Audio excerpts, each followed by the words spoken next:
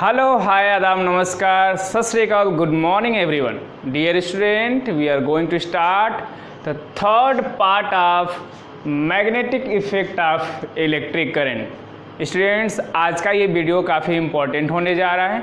May be कि ये video थोड़ा सा लेंदी भी हो जाए, क्योंकि मैं चाहता हूँ कि जो ये पार्ट है इम्पोर्टेंट वाला वो मैं एक वीडियो में कवर कर जाऊँ। तो अगर लेंदी हो भी जाए तो भले से आप इनको दो दिन में देख लें, 2 बार में देख लें, लेकिन मैं इसको पूरे पार्ट को एक बार में ही कवर करने जा रहा हूँ। तो बस रेडी हो जाइए और ध्यान से देखिए इस पार्ट को।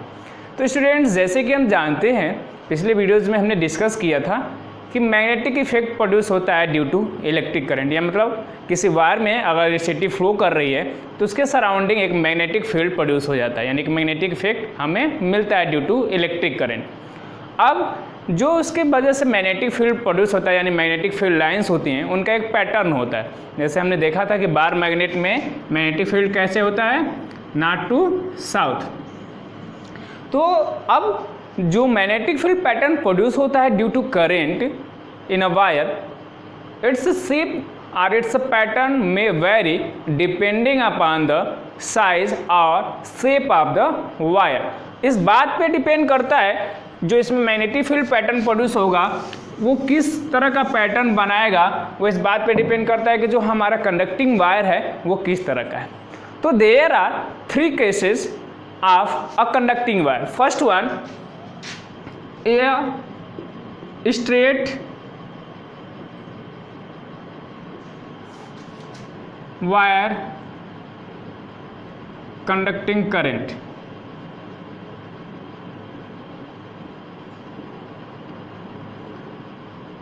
Second one, magnetic field pattern produced by a circular loop, means circular wire,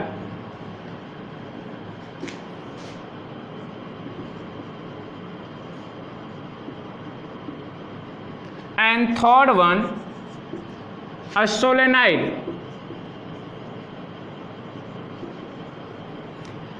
in 3 cases को हमें डिस्कस करना है कि अगर एक स्ट्रेट वायर हो तब कैसे करंट प्रोड्यूस होता है तो मैग्नेटिक फील्ड पैटर्न बनेंगे। दूसरा, एक सर्कुलर लूप बन रहा हो, जैसे इस तरह से कुछ बन रहा हो, सर्कुलर लूप हो, तब मैग्नेटिक फील्ड पैटर्न कैसे प्रोड्यूस होगा।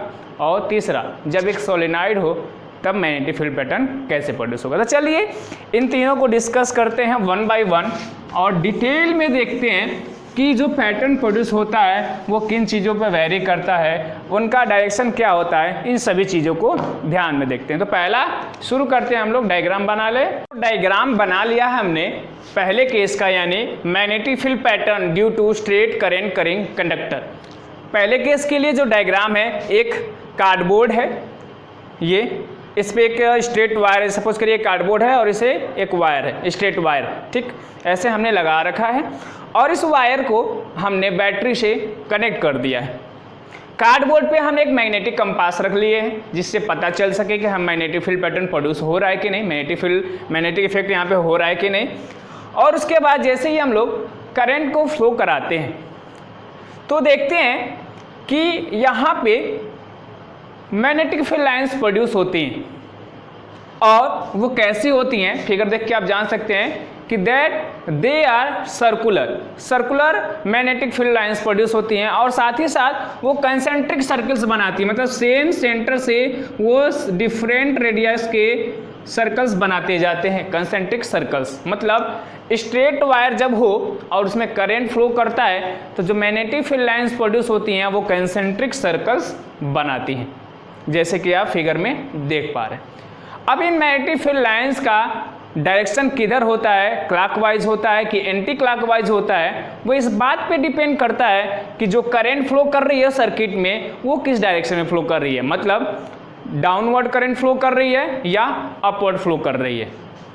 तो इस फिगर में हमने दिखाया है कि करंट जो है वो अपवर्ड फ्लो कर रही है, तो मैग्नेटिक फील्ड लाइन कैसे प्रोड्यूस हो रही है, एंटी क्लॉकवाइज।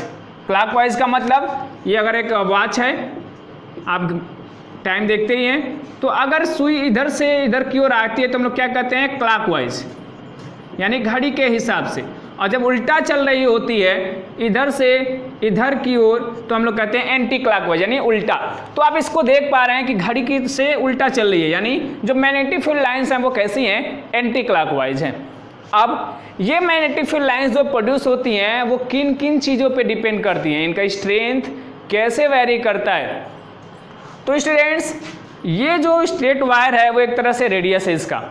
जैसे कि अगर आप इसको सपोज करें कि अपने थंब में पकड़े हैं तो ये आपका जो हो गया रेडियस हो गया इसका सेंटर, और ये जो सर्किल्स हैं वो इसी सेंटर से बनी हुई हैं। जैसे जैसे हम लोग दूर जाते हैं तो जो सर्कल्स बनती हैं यानी मैग्नेटिक फील्ड लाइंस बनती हैं उनका स्ट्रेंथ घटता जाता है। यानी हम कह सकते हैं the strength of magnetic field depends upon the radius mean and inversely proportional to the radius. मतलब जैसे जैसे रेडियस बढ़ता जाएगा मैग्नेटिक फील्ड जो होगा उसका स्ट्रेंथ घटता जाएगा। जितना करीब है उसका स्ट्रेंथ उतना ही ज़्यादा है, और जैसे जैसे दूर बढ़ते जाएंगे वायर से यानी रेडियस बढ़ता जाएगा सर्कल का तो उसका स्ट्रेंथ जो होगा वो घटता जाएगा। तो हम लोग कह सकते हैं it depends upon it inversely proportional to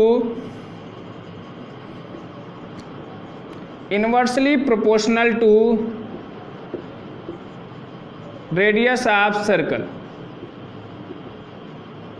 ठीक, inversely proportional to radius of circle. And second one, दूसरी बात क्या डिपेंड करती है इसके स्ट्रेंथ पे, वो है amount of current flowing in the circuit. Higher the amount of current stronger will be the magnetic field. जितना ही ज़्यादा अमाउंट करंट की फ्लो करेगी सर्किट में मैग्नेटिक फील्ड जो प्रोड्यूस होगा उसका स्ट्रेंथ उतना ही ज़्यादा होगा, directly proportional to the amount of current.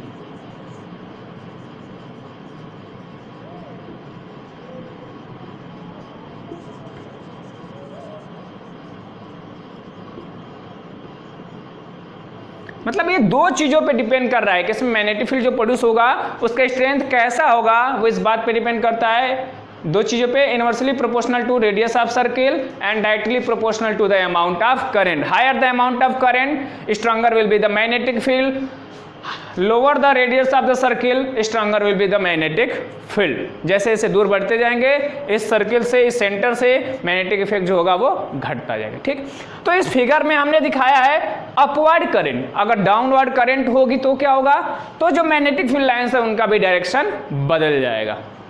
जैसे ये अपवर्ड है तो ये एंटी क्लॉकवाइज है, तो अगर करंट जो हो जाए डाउनवर्ड कर दें, करंट डाउनवर्ड कर दें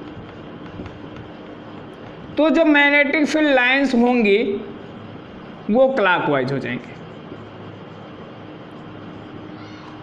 ठीक है, अगर जो करंट है उसको डाउनवर्ड कर दे यानी करंट जो है वो बी से ए की तरफ फ्लो करनी शुरू हो जाए ऊपर से नीचे की ओर, तो जो मैग्नेटिक फील्ड लाइंस हैं जो अभी तक एंटी क्लॉकवाइज थी वो क्लॉकवाइज यानी घड़ी के डायरेक्शन में घूमना शुरू कर देंगे।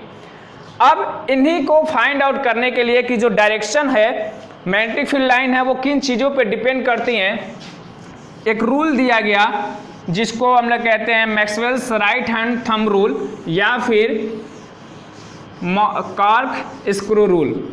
मैक्सवेल्स कॉर्क स्क्रू रूल भी इसको कहा जाता है। ठीक है, राइट हैंड थंब रूल क्या है या मैक्सवेल कॉर्क स्क्रू रूल। इन दोनों रूल से हम लोग डायरेक्शन फाइंड आउट कर सकते हैं द मैग्नेटिक फील्ड लाइंस का। पहला है two rules can be used, right hand thumb rule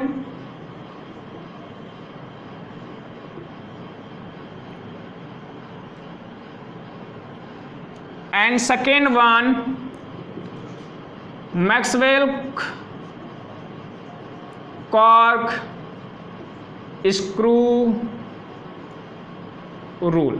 These two rules can be used to find the direction of magnetic field lines produced in a straight current carrying wire. एक ऐसा है wire जो इसमें straight है और इसमें current flow कर रही है, तो उसमें जो मैग्नेटिक फील्ड लाइंस होंगी वो किस तरह का डायरेक्शन शो करेंगी, क्लॉकवाइज होंगी कि एंटी क्लॉकवाइज होंगी, we can find through this two rules. Anyone can be used to find the direction, किसी एक से हम लोग डायरेक्शन फाइंड आउट कर सकते हैं। तो let's explain the first one, that is right hand thumb rule. Right hand thumb rule क्या कहता है कि सपोज करिए कि ये मार्कर जो है वो आपका स्ट्रेट वायर है और आपने इसको हाथ में पकड़ लिया, आपने इसको हाथ में पकड़ लिया। अब पकड़ लिया यानी जो करंट है वो क्या कर रही है, ऊपर की ओर फ्लो कर रही है। और सपोज करिए कि करंट जो है वो ऊपर की ओर, थंब का आपका जो है वो आपका करंट का डायरेक्शन शो कर रहा है। The thumb showing the direction of current flowing in the wire. Suppose करिए कि जो थंब है वो ऊपर की ओर है, यानी जो करंट है वो ऊपर की ओर फ्लो कर रही है। ठीक है, सपोज करिए आपने इस वायर को पकड़ रखा है, स्ट्रेट वायर को, और ये जो थंब है वो ये बताता है कि करंट इस वायर में किधर की ओर फ्लो करे, ऊपर कि नीचे। अगर ऐसे पकड़े हैं यानी करंट ऊपर की ओर फ्लो कर रही है। Then the other fingers will show the direction of magnetic field lines produce in the wire. तो अब जो फिंगर्स हमारी हैं जो इसको पकड़ने के बाद ऐसे बन रही हैं, तो आप देख पा रहे हैं कैसे बन रही हैं, एंटी क्लॉकवाइज। करंट जैसे ऊपर है तो ये आपकी फिंगर्स कैसे हो जा रही है, एंटी क्लॉकवाइज। जस्ट ट्राई, कोशिश करिए एक बार खुद अपने हाथ में कोई एक पेन, कोई मार्कर, पेंसिल कुछ भी हाथ में लीजिए और अपने थंब को ऊपर की ओर करिए। जब आप अपने थंब को ऊपर की ओर करेंगे तो देखेंगे बाकी जो फिंगर्स हैं वो कैसे हो रही हैं, एंटी क्लॉकवाइज, घड़ी के उल्टे डायरेक्शन में चल रही हैं। और जब उल्टे डायरेक्शन में हो रही हैं यानी मैग्नेटिक फील्ड लाइंस कैसे प्रोड्यूस हो रही हैं, एंटी क्लॉकवाइज। तो यही राइट हैंड थंब रूल है कि suppose you have hold a straight wire in your hand, then the thumb shows the direction of current and the direction to which fingers shows is the direction of magnetic field lines produced in the wire। तो जो हमारी fingers हैं वो जिस तरफ घूमी हुई हैं वही हमारे मैग्नेटिक फील्ड लाइंस का डायरेक्शन है। दूसरा, अगर इसी को उल्टा कर लें हम तो हमारा थंब नीचे हो गया, यानी हमारा करंट का जो डायरेक्शन है वो डाउनवर्ड्स है। तो जब करंट का डाउनवर्ड्स कर रहे हैं तो ये हमारी जो फिंगर्स हैं वो कैसे हो जा रही हैं, क्लॉकवाइज। और जब क्लॉक हो जा रही है हमारी मैग्नेटिक फील्ड लाइंस कैसे हो रही हैं, क्लॉकवाइज। तो पहला ये कहता है कि अगर जो हमारा थंब है वो करंट का डायरेक्शन शो कर रहा है तो बाकी जो फिंगर्स जिधर की ओर घूमी हुई हैं वो शो करती हैं मैग्नेटिक फील्ड लाइंस का डायरेक्शन।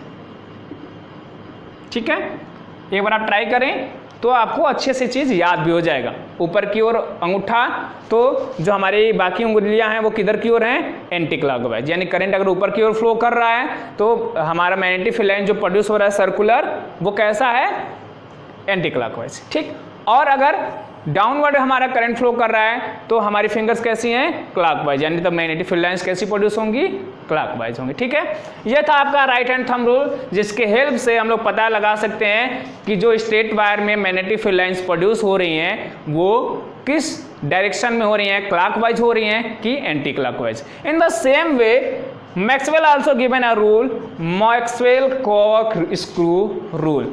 ये रूल का आप लोग इम्प्लीमेंटेशन अपने घर पे बहुत बार कर चुके हैं।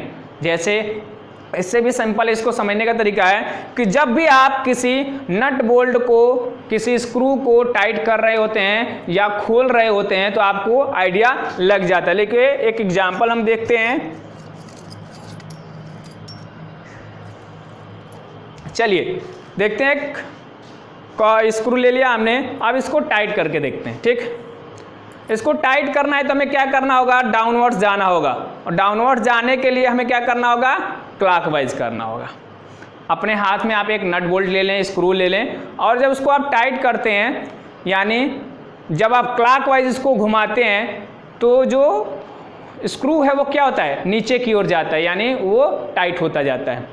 तो जिधर की ओर हम इसको घुमाते हैं वो हमारा मैग्नेटिक फील्ड लाइन का डायरेक्शन है, और जिधर की ओर नट जाता है नीचे या ऊपर वो हमारा डायरेक्शन होता है डायरेक्शन ऑफ करंट। तो ये भी सेम चीज बता रहा है कि क्लॉकवाइज जब कर रहे हैं तो डाउनवर्ड यानी करंट क्या हो जा रही है, डाउनवर्ड। और जब इसको खोलना होता है तो हम लोग क्या करते हैं, एंटी क्लॉकवाइज घुमाते हैं, और जब एंटी क्लॉकवाइज घुमाते हैं तो जो स्क्रू होता है वो ऊपर की ओर आता है, यानी अमाउंट ऑफ करंट जो होती है वो, डायरेक्शन ऑफ करंट जो होती है वो अपवर्ड होता है। तो इन दोनों रूल में से किसी भी रूल का यूज करके हम लोग इजिली बता सकते हैं कि स्ट्रेट वायर में जो करंट फ्लो कर रही है उसमें जो मैग्नेटिक फील्ड लाइन प्रोड्यूस हो रहे हैं वो डायरेक्शन किधर की हो रहे हैं, क्लॉकवाइज कि एंटी क्लॉकवाइज। ठीक है, तो ये फर्स्ट रूल था फर्स्ट एग्जांपल था हम लोग जिसमें देख रहे हैं कि सर्कुलर जो magnetic field lines pattern produce होते हैं वो किस तरह से थे।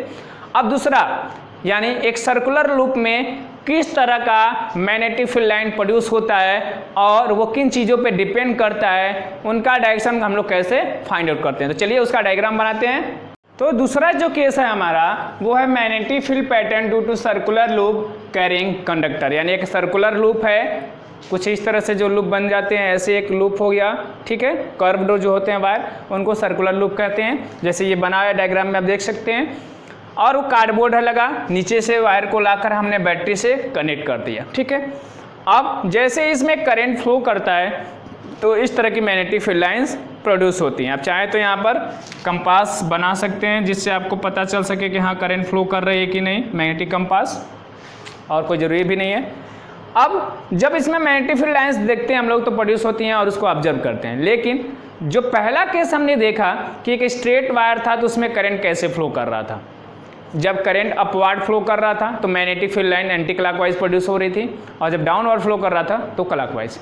लेकिन अगर उसी वायर को जो स्ट्रेट था उसी को अगर सर्कुलर बना दिया जाए तो जो मैग्नेटिक इफेक्ट होता है वो मोर स्ट्रॉन्गर देन होता है स्ट्रेट वायर, यानी इन circular loop the magnetic effect is much stronger than a straight wire carrying conductor. Same amount of current flow करे तो स्ट्रेट वायर में और सर्कुलर लूप में ज़्यादा मैग्नेटिक इफेक्ट पाया जाता है। अब इन चीज़ों को जब ऑब्जर्व किया जाता है तो हम लोग देखते हैं कि जब सर्कुलर लूप बनाते हैं तो एक यहाँ से और एक यहाँ से, दो तरह से निकलता है। अब ये जो दोनों एंड होते हैं जो कार्डबोर्ड को होल पेज से निकल रहे होते हैं वो एक तरह से सपोज कर सकते हैं आप कि ये दो स्ट्रेट वायर की तरह से बिहेव करते हैं, दो स्ट्रेट वायर की तरह से बिहेव करते हैं, जैसे एक यहाँ से और एक यहाँ से। अब जब ये जो स्ट्रेट वायर होते हैं तो हमने उनका देखा कि कैसे वो मैग्नेटिक फील्ड लाइंस प्रोड्यूस करते हैं सर्कुलर, तो उसी तरह से ये जो मैग्नेटिक फील्ड लाइंस जो प्रोड्यूस करते हैं वो सर्कुलर होती हैं। और जैसे जैसे इनका रेडियस बढ़ता जाता है, कंसेंट्रिक सर्कल्स होते हैं, जैसे जैसे रेडियस बढ़ता जाता है तो इसका इफेक्ट जो होता है वो घटता जाता है। जैसे हम लोग रेडियस बढ़ता है तो इसका स्ट्रेंथ जो होता है वो कम होता जाता है। और इन बिटवीन द लूप्स के बीचों बीच में जो मैग्नेटिक फील्ड लाइंस होती हैं वो एक स्ट्रेट लाइन बन जाती है, जैसे कि हमने यहाँ डायग्राम में दिखाया कि ये मिड में है तो ये मैग्नेटिक फील्ड लाइन क्या है, एकदम स्ट्रेट है। अब ये भी चीज आप देख पा रहे होंगे कि ये जो लाइंस हैं सारी उन सभी का डायरेक्शन सेम है। जैसे जैसे स्ट्रेट होती जा रहे हैं सबका डायरेक्शन क्या होता जा रहा है, ऊपर की ओर, कर्व तो है नहीं, ऊपर की ओर। और हम जानते हैं जब आप फोर्स पढ़े हैं कि बैलेंस फोर्स और अनबैलेंस फोर्स, जब दोनों तरफ से फोर्स लग रहे हैं तो वो एक दूसरे को न्यूट्रलाइज करते हैं, और जब सभी व्यक्ति एक तरफ से फोर्स लगाना शुरू करें तो अमाउंट क्या होता है, मैग्नीट्यूड क्या होता है, बढ़ जाता है। तो यहाँ पे जो मैग्नेटिक इफेक्ट होता है इसके बीच में वो ज़्यादा ऑब्जर्व होता है क्योंकि सभी का डायरेक्शन सेम डायरेक्शन में, और सेम डायरेक्शन में जब होते हैं तो मैग्नीट्यूड ऑटोमेटिकली बढ़ जाता है। This is the reason why in circular loop magnetic effect is observe much more than in a straight wire. Straight wire में जितना मैग्नेटिक इफेक्ट ऑब्जर्व होता है उससे कहीं ज़्यादा सर्कुलर लूप में। क्यों? क्योंकि आप देख पा रहे हैं कि सर्कुलर लूप जो है वो एक तरह से दो स्ट्रेट वायर की तरह से बिहेव कर रहा है।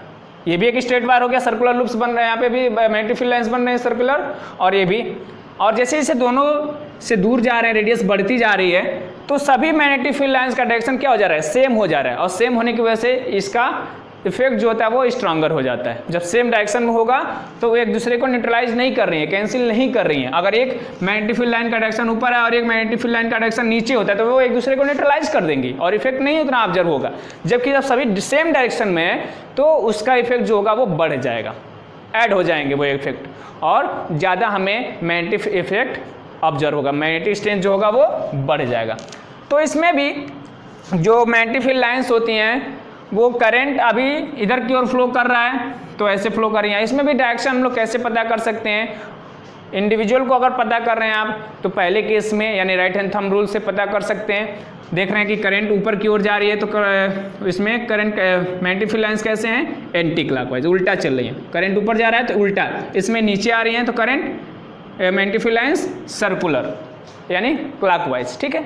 तो इसमें भी इंडिविजुअल का निकालना है तो, लेकिन एज अ होल ये दो फेस की तरह से बिहेव करते हैं। There are two faces of this loop, one is a north pole and second one is a south pole. इसमें जो फेस होते हैं दो फेसेस, वो एक जो होता है साउथ पोल की तरह से बिहेव करता है तो दूसरा नॉर्थ पोल की तरफ से। एक में अगर करंट अपवर्ड की ओर जा रही है तो दूसरा डाउनवर्ड की तरफ जा रही है। अगर आप एक को ऑब्जर्व कर रहे हैं तो दूसरा अपने आप बता सकते हैं आप, एक में करंट ऊपर जा रही है तो दूसरा में ऑटोमेटिकली डाउनवर्ड जा रही है। एक आपका अगर साउथ पोल है तो दूसरा नॉर्थ पोल है, ये नॉर्थ पोल है तो ये साउथ पोल है। इसमें अगर magnetic field lines clockwise produce हो रही होंगी तो इसमें एंटी क्लॉकवाइज, जस्ट अपोजिट, क्योंकि सेम करंट फ्लो हो रही है तो अगर इधर अपवर्ड जा रही होगी तो इधर डाउनवर्ड आ रही होगी, क्योंकि वही करंट तो जाकर फिर मूव करेगी सर्कुलर। तो आप अगर एक का बता सकते हैं तो दूसरे का भी आसानी से बता सकते हैं। अब ये जो मैग्नेटिक फील्ड लाइंस हैं वो किन किन चीज़ों पे डिपेंड करती हैं। पहला रेडियस पे, रेडियस ऑफ सर्कल, उस पे भी कैसे, इनवर्सली प्रोपोर्शनल, ठीक है। दूसरा directly proportional to amount of current, ये हर जगह होगा, जैसे अमाउंट ऑफ करंट बढ़ेगा तो स्ट्रेंथ उसका बढ़ेगा, ठीक है, डायरेक्टली प्रोपोर्शनल टू करंट।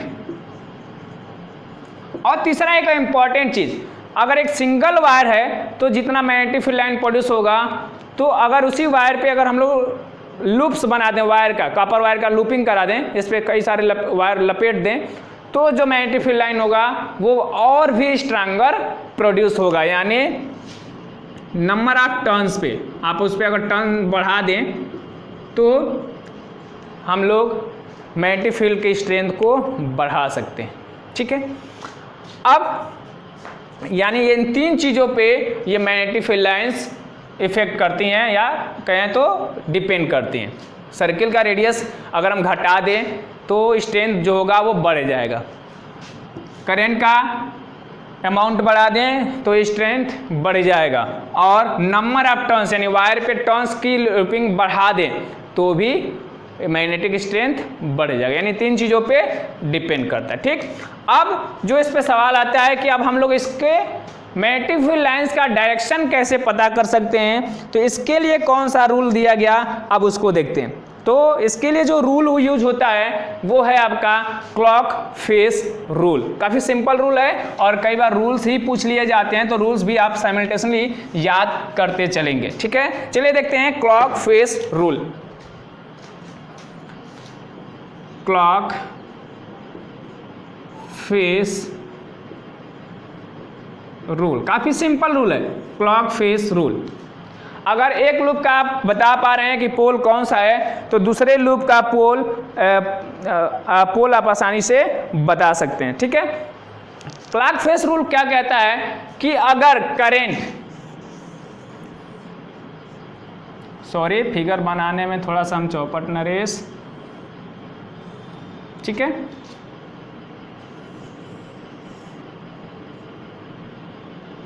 ये क्या बन रहा है, एस। यस कब बन रहा है, जब हमारा जो करंट का डायरेक्शन है वो क्लॉकवाइज है।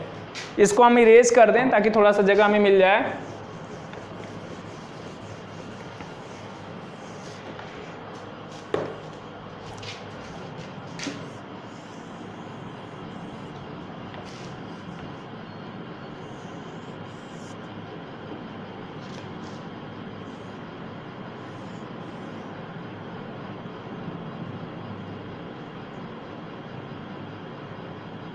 ठीक है, ये दो फिगर्स आप देख पा रहे हैं।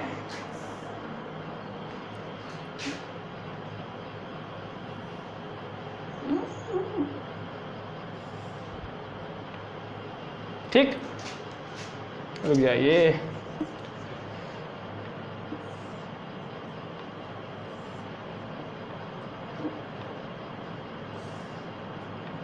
ठीक है, दो फिगर है, इसमें जो करंट है वो क्लॉकवाइज फ्लो कर रही है।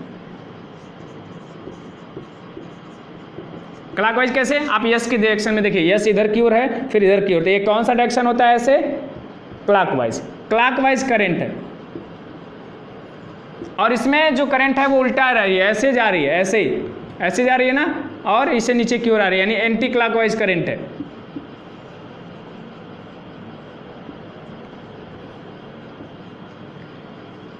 तो जब क्लॉकवाइज करंट फ्लो कर रही है तो कौन सा अल्फाबेट बन रहा है? यस, यानी जो हमारा पोल होगा वो कौन सा होगा? South pole. और जब एंटी क्लॉकवाइज फ्लो कर रही है तो कौन सा लेटर बन रहा है, अल्फाबेट बन रहा है? यन, यानी नॉर्थ पोल होगा।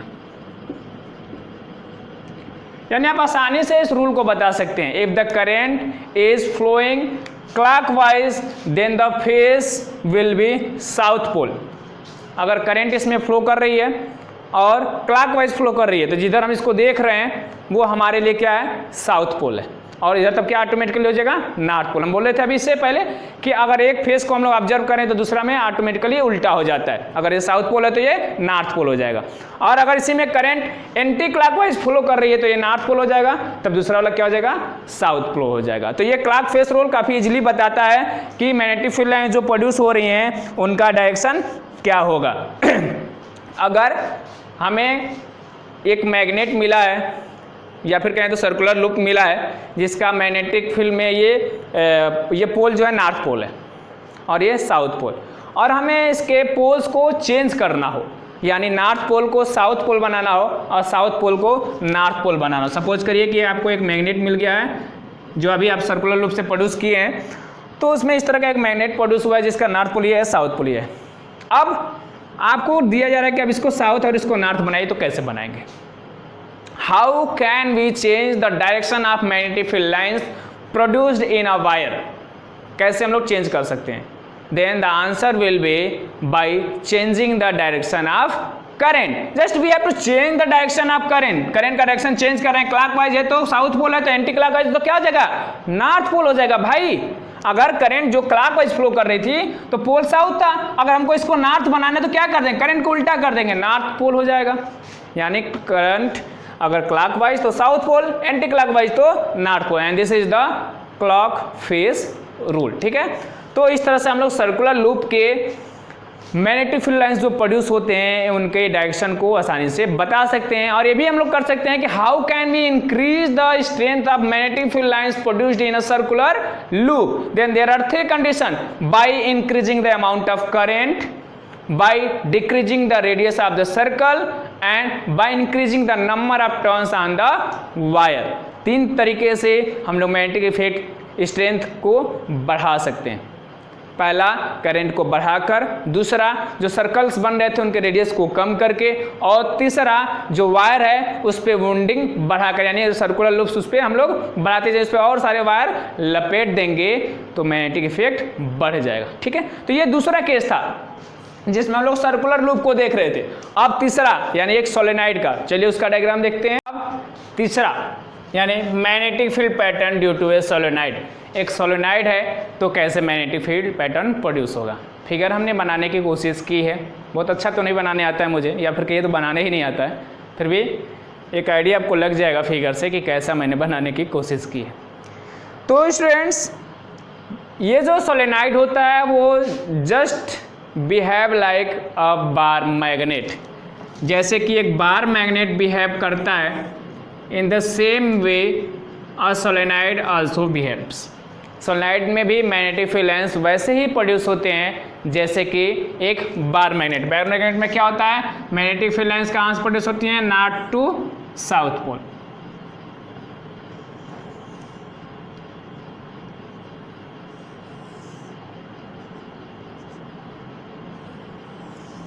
उसी तरह से एक सोलेनॉइड में भी जो मैग्नेटिक फील्ड लाइंस प्रोड्यूस होती हैं वो भी नॉर्थ पोल से साउथ पोल की ओर प्रोड्यूस होती हैं। ठीक है, आप देख पा रहे हैं same as a bar magnet जो सोलेनॉइड होता है वो बिहेव करता है। अगर इस सोलेनॉइड में जो वुंडिंग है, ऐसे वायर्स को लपेटा गया आप देख पा रहे हैं, अगर इस बीच में कोई अगर सॉफ्ट कोर मटेरियल रख दें, मेटल आयरन का रख दें, तो वो भी एक मैग्नेट की तरह से बिहेव करने लगेगा, यानी उसमें भी मैग्नेटिक प्रॉपर्टी डेवलप हो जाएगी। आप ऐसे भी कहें कि ये जो सोलेनॉइड है वो एक तरह से एक मैग्नेट की तरह से बिहेव करेगा। अब ये किन किन चीज़ों पे डिपेंड करेगा, जैसे कि हमने शुरू के 2 केसेज में देखा, उसी तरह से ये किन चीज़ों पे डिपेंड करता है। तो स्टूडेंट्स, ये जो आपका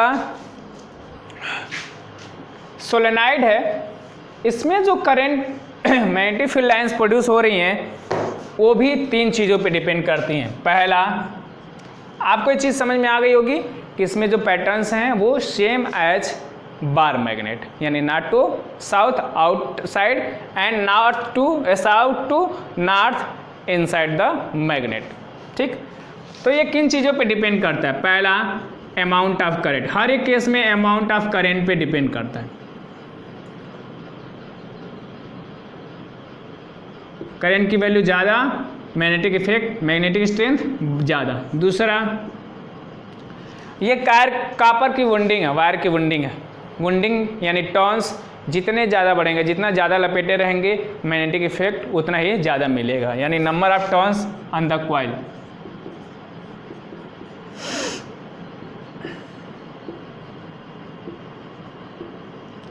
और तीसरा, इस बात पे डिपेंड करता है कि किस तरह का मटेरियल यूज हो रहा है। सॉफ्ट कोर मटेरियल यूज हो रहा है, यानी nature of the material.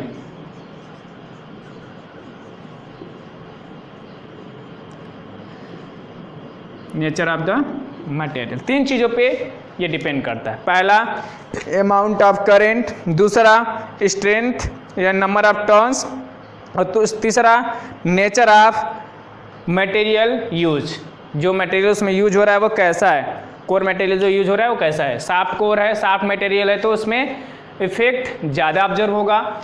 Number of turns ज़्यादा हैं तो इफेक्ट ज़्यादा होगा, स्ट्रेंथ ज़्यादा होगा, और अमाउंट ऑफ करंट ज़्यादा है तो भी स्ट्रेंथ ज़्यादा होगा। तो स्टूडेंट्स, यहाँ पे जो ये इफेक्ट प्रोड्यूस होता है एक तरह का मैग्नेट होता है। तो ये क्यों क्या है, कैसे है मैग्नेट? एक इलेक्ट्रिक करंट की वजह से, और ऐसे मैग्नेट को हम लोग कहते हैं इलेक्ट्रोमैग्नेट।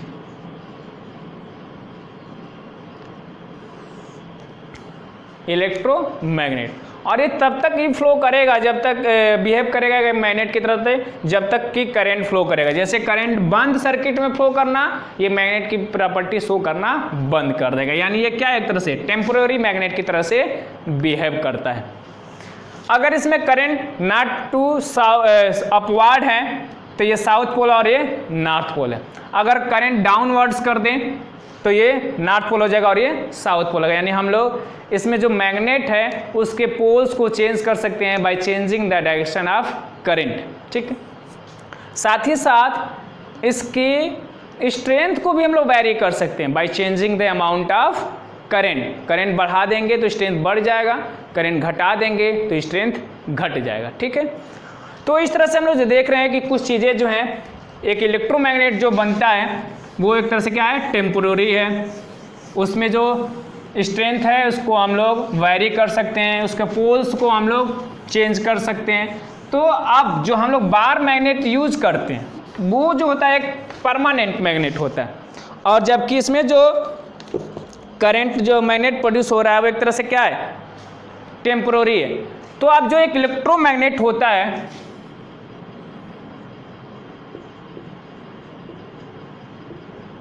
इलेक्ट्रोमैग्नेट, तो ये एक तरह से अभी हमने बताया कि क्या है, टेम्पोररी मैग्नेट है। तो ये परमानेंट मैग्नेट से किस तरह से वैरी करता है, एक मिनट। तो पहला जो चीज़ आता है इस पे कि इलेक्ट्रोमैग्नेट क्या होता है, इसका डिफिनेशन क्या है, ये किन चीज़ों पे डिपेंड करता है, फिर ये बार मैग्नेट से किस तरह से अलग है। तो हमने बताया कि कॉइल, सपोज करिए कि एक आयरन कोर है, सॉफ्ट आयरन मटेरियल है, इस पर हमने कापर का टर्न्स बना दिए, इस पर कॉइलिंग कर दिया है और करंट फ्लो करा दिया। ये स्विच हो गया आपका और इसमें करंट फ्लो होना शुरू हो गया। ठीक है, अब ये जो सॉफ्ट आयरन मटेरियल जिस पे हम लोग वुंडिंग की हैं, टर्न्स बनाए हैं कापर वायर की, जब इसमें करंट फ्लो करता है तो वो क्या करता है, एक तरह से मैग्नेट की तरह से बिहेव करता है, यानी उस पर कोई भी आयरन पार्टिकल्स आराम से स्टिक कर जाएगा, चिपक जाएगा, अट्रैक्ट कर लेगा उसको। करंट फ्लो होना बंद, ये काम करना बंद, मैग्नेट की तरह से काम करना बंद कर देगा। यानी ये कब तक है? जब तक कि करंट प्रोड्यूस है। करंट बंद, मैग्नेटिक बिहेवियर बंद, यानी कह सकते हैं कि it is a temporary magnet. या फिर अगर इसका आप डिफिनीशन कहें तो डिफिनीशन आप लिख सकते हैं, an electromagnet is a magnet consisting of a long coil of copper wire wounded on a soft iron material in the presence of electric current। Electric current के प्रेजेंस में एक सॉफ्ट आयरन मटेरियल पे जो copper wire की winding की जाती है, तो जो ये मैग्नेटिक तरह से बिहेव करता है उसे को हम लोग क्या कहते हैं? इलेक्ट्रोमैग्नेट्स। और ये किन चीज़ों पे डिपेंड करता है? Factors affecting the strength of electromagnet.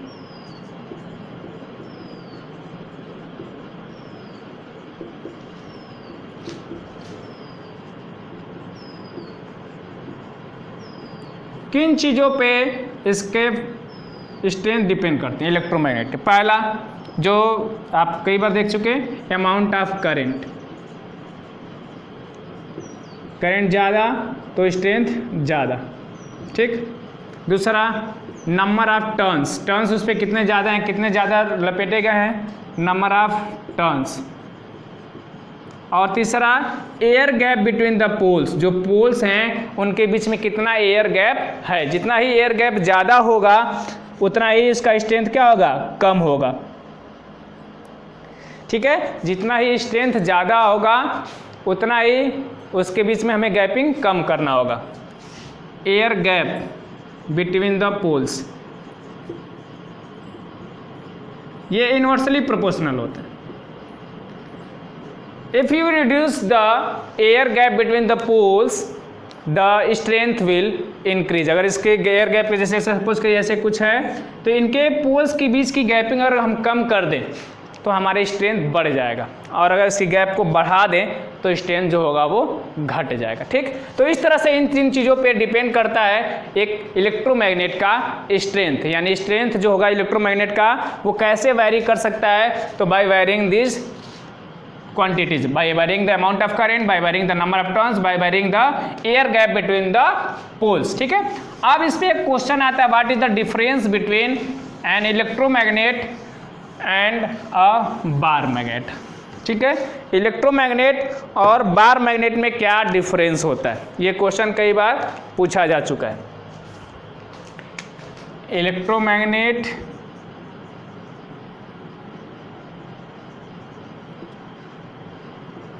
और बार मैग्नेट,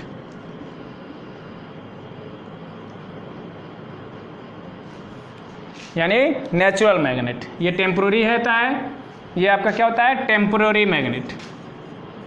टेम्पोररी क्यों कहते हैं? कि जैसे करंट बंद, ये मैग्नेटिक बिहेवियर बंद कर देता है। और ये परमानेंट होता है, ये हमेशा मैग्नेट की तरह से बिहेव करता है, ठीक।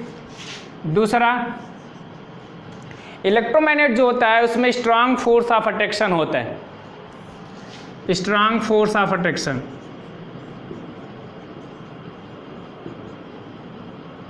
और इसमें comparatively week,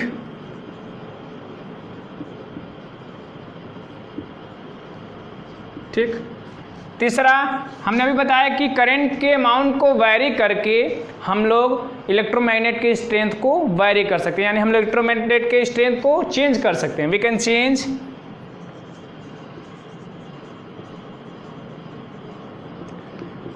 the strength of electromagnet. इसमें it is fix, its strength is fix, इसका स्ट्रेंथ फिक्स होता है, वो हम लोग वैरी नहीं कर सकते हैं। चौथा हमने ये भी बताया कि पोल्स भी हम लोग चेंज कर सकते हैं by changing the direction of current. Current का डायरेक्शन चेंज कर दें तो पोल्स भी क्या हो जाएंगे? चेंज हो जाएंगे। पोल्स कैन बी चेंज्ड, यानी नॉर्थ को साउथ बना सकते हैं, साउथ को नॉर्थ। इसमें poles can not be change, ठीक है। तो these are the difference between an electromagnet and a bar magnet, that is a temporary magnet and a permanent magnet.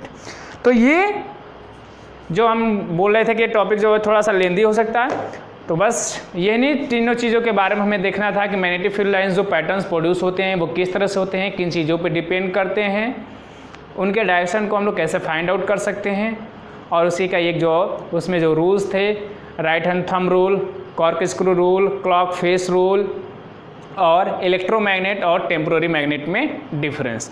तो जिसकी वजह से ये वीडियो थोड़ा सा आपका लेंदी हो गया, 40 मिनट का हो गया, पर मैं आप कोशिश कर रहा हूँ कि वीडियो ज़्यादा लेंदी ना हो, 15 से 20 मिनट की हो, ताकि आप लोग आसानी से कवर करें। तो 40 मिनट की भी अगर हो गई है इस वीडियो को, तो आप आसानी से इसको 2 बार में देख लीजिए, या फिर ऐसे करिए कि शुरू के 2 इफेक्ट को एक बार में देख लीजिए, बाद में थर्ड इफेक्ट को और इस डिफरेंस को एक बार देख लीजिए इलेक्ट्रोमैग्नेट के बारे में, तो अभी आपके लिए आसानी होगा। या फिर आप एक एक करके भी आसानी से देख सकते हैं, बस मकसद ये होना चाहिए कि चीज़ें आपको समझ में आनी चाहिए। ठीक है, तो अपना रिव्यू देना ना भूलें, फीडबैक देना ना भूलें।